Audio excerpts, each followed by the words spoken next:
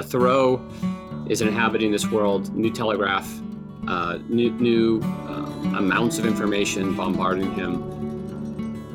And he doesn't go off in the wilderness, but he lives for a couple of years outside of town, like a mile and a half from town. He walks to town every day. It's not like he's trying to get in the way. He's just trying to get a little bit of space. And even after he moves back to Concord, he still takes these long walks almost every day. And for him, walking, I think is a key practice to slow down and digest and not get caught up in the news of the day.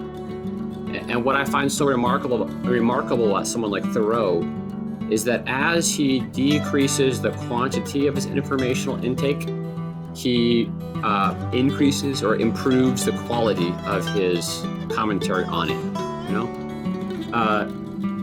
His essay on civil disobedience, I think, really lays the groundwork for the kinds of resistance movement that Gandhi or MLK developed later on. And they both cite him as a inspiration.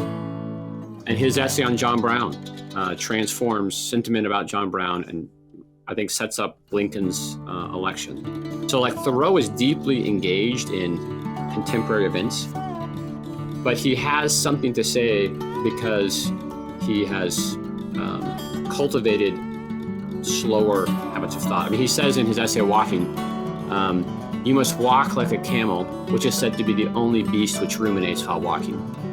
He wants to walk in a digestive, slow manner. And he says he walks 4 hours a day. I mean, he just thinks that's a practice that fundamentally changes the way he inhabits the media ecosystem of his day. So it's not like he opts out, but he inhabits it in a different posture because of this practice that he cultivates.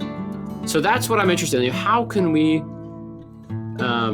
be in the world but not of it? How can we use the tools that we have been given, whether we would have chosen them or not, but shape ourselves into the kinds of people who use them in ways that were not immediately imaginable, or in ways that, Twitter, I think if you go to Twitter, it says, the prompt is what's happening? It wants you to just sort of be reactive and feed it whatever's happening.